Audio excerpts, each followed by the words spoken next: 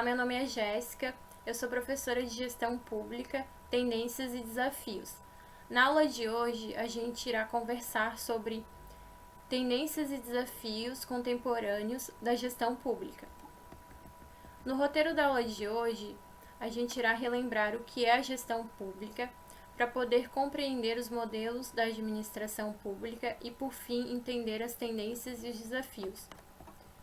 E aí, relembrando o que é a gestão é a capacidade de implementar tudo aquilo que precisa ser realizado.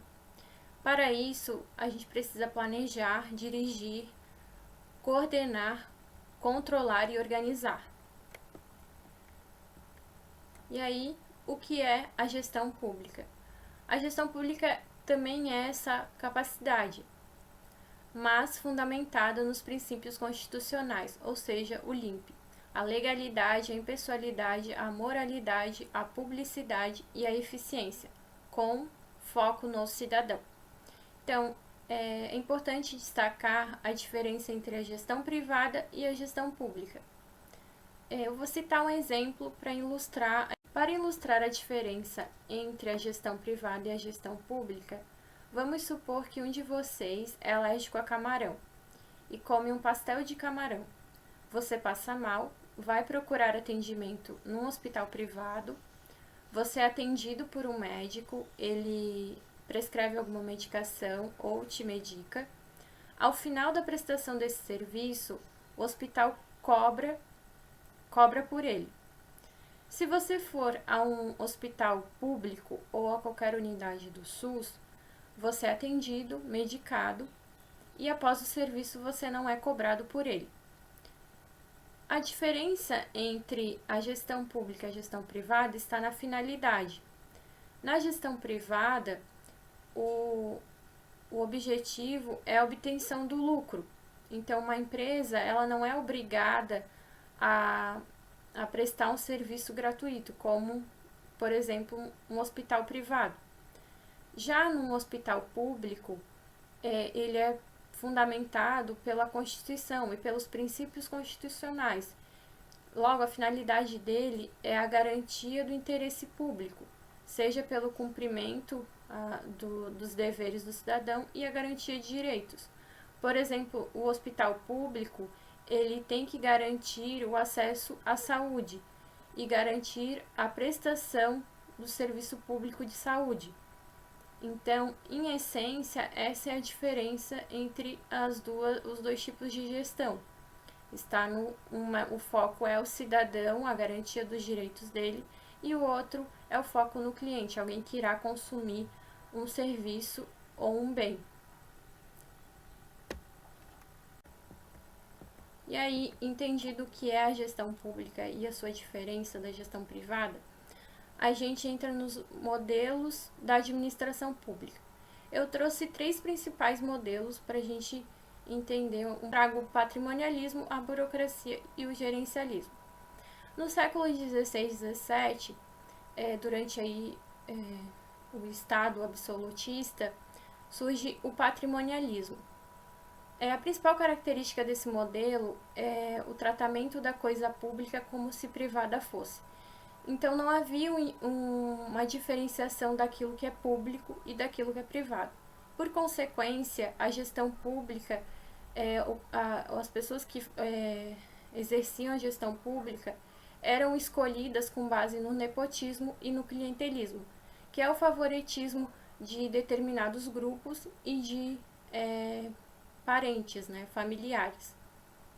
Já no século XIX e século XX, durante esse período, aí principalmente com o regime militar e com a ditadura, surge a burocracia.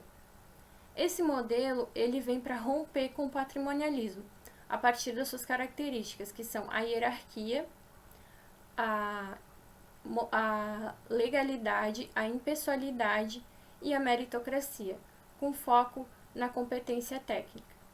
Então, durante esse período, surgem muitas leis, regras e normas, atrelado também ao surgimento de novos órgãos públicos, principalmente autarquias e fundações.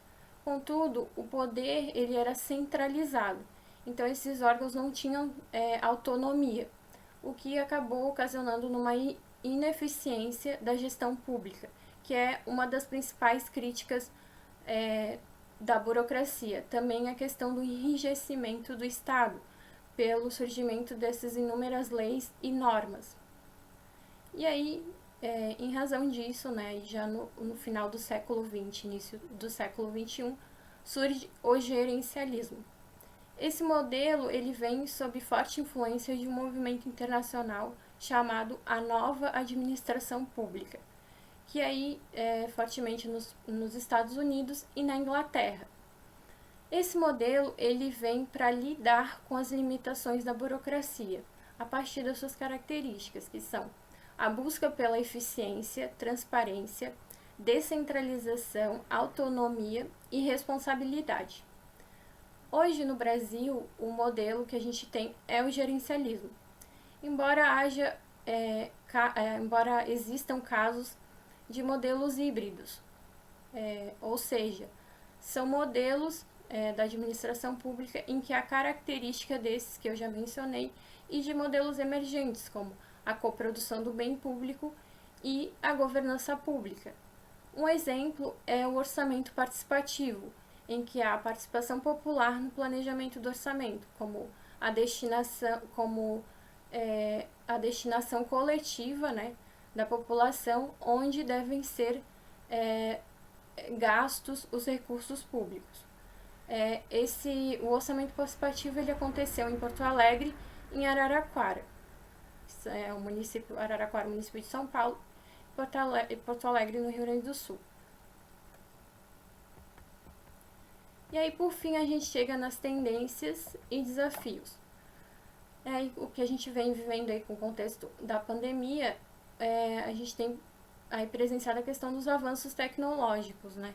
Como a questão do governo aberto, né? A própria portal da transparência, a questão desses avanços tecnológicos.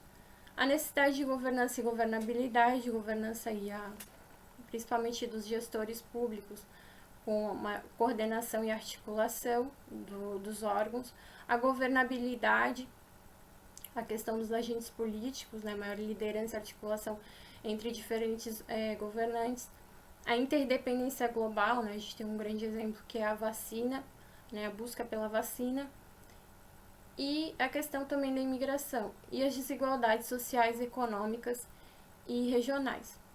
E uma visão sistêmica e estratégica, que cada vez mais tem sido presente aí na busca pela excelência na gestão pública. E os desafios, eu elenquei 3 principais desafios, né?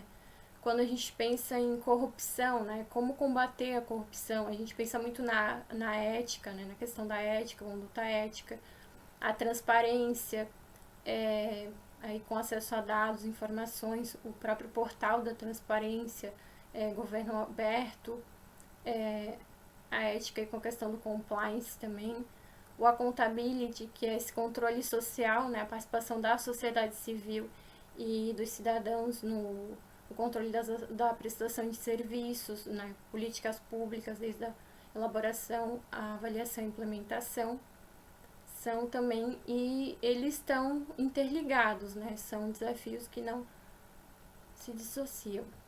Eu vou deixar para vocês também algumas referências que são a Reforma do Estado e Administração Pública Gerencial, que é do Bresser Pereira, que foi ministro no período aí durante o surgimento do gerencialismo na administração pública. Eu também vou deixar para vocês Teorias da Administração Pública, que é do Denhart, que aí ajuda a entender esse movimento internacional que foi a nova administração pública e o surgimento dos modelos emergentes, a coprodução do bem público e a governança pública, para vocês irem se familiarizando.